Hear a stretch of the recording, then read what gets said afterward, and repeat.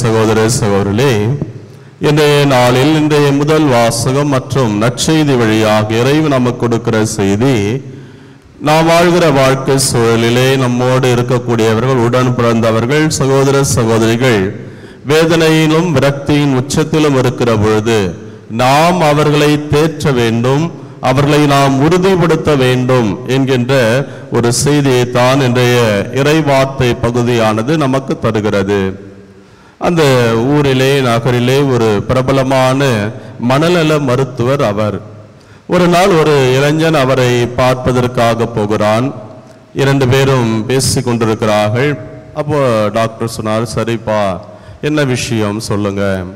அப்போ அந்த இளைஞன் சொன்னான், டாக்டர் நான் ரொம்ப பாவம் செய்து கொண்டே இருக்கிறேன், பாவத்துக்கு மேல நான் பாவம் செய்து கொண்டிருக்கிறேன், என்னுடைய மனசாட்சி என்னை உறுத்தி கொண்டிருக்கிறது, அதுதான் எனக்கு மிகுந்த வேதனை அளிக்கிறது என்று சொல்லி மிகுந்த வருத்தத்தை வெளிப்படுத்தினான்.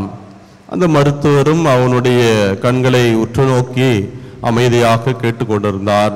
சிறிது நேரம் கழித்து, சரி இவ்வளவுதானே, கவலைப்படாது, உன்னுடைய மன உறுதியை நான் திடப்படுத்த வேண்டும், அதானே நீங்க என்கிட்ட வந்த காரணம், கவலைப்படாதீங்க, அதை நான் செய்கிறேன் என்று அவனுக்கு நம்பிக்கையான வார்த்தையை சொன்னபொழுது அந்த இளைஞன் சொன்னான், அதெல்லாம் வேணாம் டாக்டர், என் மனசாட்சியினுமே என்னை உறுத்தக்கூடாது, அதுக்கு ஏதாவது செய்யுங்க என்று அந்த இளைஞன் அந்த டாக்டரை பார்த்து சொன்னபோது அவனுடைய வார்த்தை கேட்டு இவர் அதிர்ந்து போனாராம். அன்புக்குரிய சகோதர சகோதரர்களே, இன்றைய வாழ்க்கை சூழல் எப்படியாகத்தான் இருக்கிறது. பல பேர் பலவிதமான வேதனை துன்பங்களை எல்லாம் அனுபவிக்கின்ற பொழுது அல்லது ஆண்டவருக்கு எதிராக வாழ்கிற பொழுது அவருடைய மனசாட்சி அவர்களை உறுத்தி கொண்டிருக்கிற பொழுது அருகில் இருக்கக்கூடிய நாம் செய்ய வேண்டிய காரியம், அவர்களை நாம் திடப்படுத்த வேண்டும், அவர்களுக்கு நாம் ஆறுதலாக அவருடைய வாழ்க்கையிலே உறுதியை கொடுக்கக்கூடிய மக்களாக இருக்க வேண்டும் என்பதுதான் இந்த இறைவார்த்தை நமக்கு சொல்லுகிற செய்தி. குறிப்பாக முதல் வாசகத்திலே பார்க்கிற வேளையில் பவுலடியார் தன்னுடைய 3வது திருத்தூது பயணத்தை அவர் தொடங்குகிறார். அந்த திருத்தூது பயணத்திலே தன்னுடைய சீடர்களை அவர் உறுதிப்படுத்துகிறார்.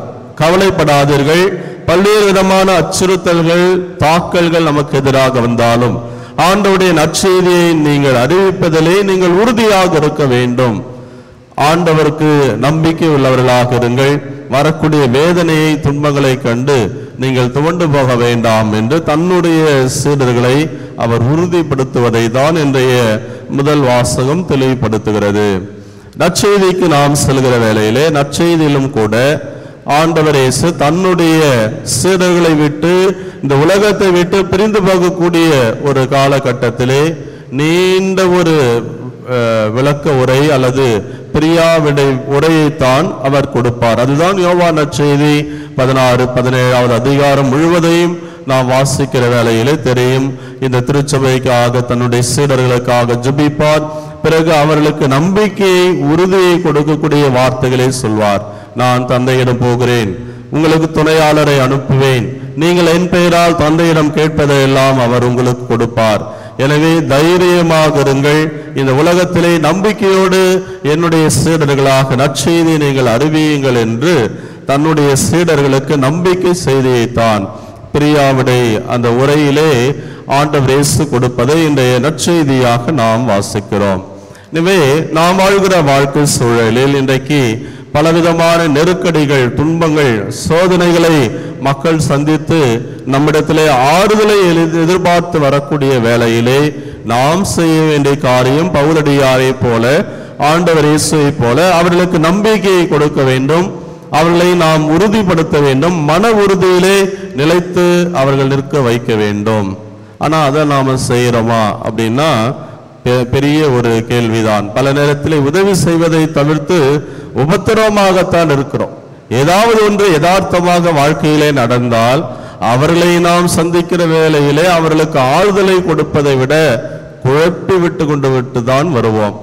இதுவா இருக்குமா, அதுவா இருக்குமா, நீங்க அங்க போங்க, இல்ல அல்லது இங்க போனா இங்க ஒரு நல்ல சோசியம் சொல்றான். மனிதர்கள் போடக்கூடிய கட்டம் முக்கியம் அல்ல, ஆண்டவர் நமக்கு வைத்திருக்கிற திட்டம் மிக மிக அவசியம். ஆனா இன்னைக்கு போய் பலவிதமான சூழலிலே ஏற்கனவே குழம்பி போயிருக்கிறவர்களை இன்னும் அதிகமாக நாம் குழப்பி விடுகிறோம். ஆண்டவர் மீது நம்பிக்கையாக இறைவார்த்தையை படியுங்கள், நம்புங்கள், ஆண்டவர் உங்களை கைவிட மாட்டார். அன்னை மரியாள் இருக்கிறார், பரிந்து பேசக்கூடிய, ஆறுதலை கொடுக்கக்கூடிய அன்னை, தேற்றக்கூடிய அன்னை. இதெல்லாம் மன்றாட்டு மாலையிலே சொல்வதோடு நாம் நிறுத்திவிடக்கூடாது. அடுத்தவர்களுக்கு நம்பிக்கையும் உறுதியும் கொடுக்கக்கூடிய கருவிகளாக நாம் இருக்க வேண்டும்.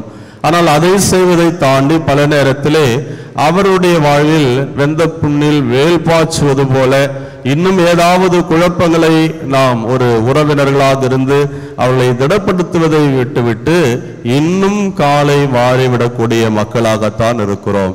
எனவே அன்புக்குரிய சகோதர சகோதரி, இறைவாக்கினர் எஸ்ஐயா நூலிலே தளர்வுற்ற அவருடைய கால்களை திடப்படுத்துங்கள் என்று ஆண்டவர் சொல்கிறார். அதுபோல நம்முடைய வாழ்க்கையில் பல்வேறு சகோதர சகோதரிகள் பல சூழ்நிலையில் வேதனை விரக்தியின் உச்சத்தில் இருக்கிற பொழுது அவர்களுக்கு நம்பிக்கையும் ஆறுதலையும் உறுதிப்பாட்டையும் கொடுக்கக்கூடிய மக்களாக நாம் இருக்க நாம் முயற்சிடுப்போம். அதற்கு தேவையான வரத்திற்காக ஜெபிப்போம். இறைவன் நம்மை நிறைவாக ஆசீர்வதிப்பாராக. ஆமீன்.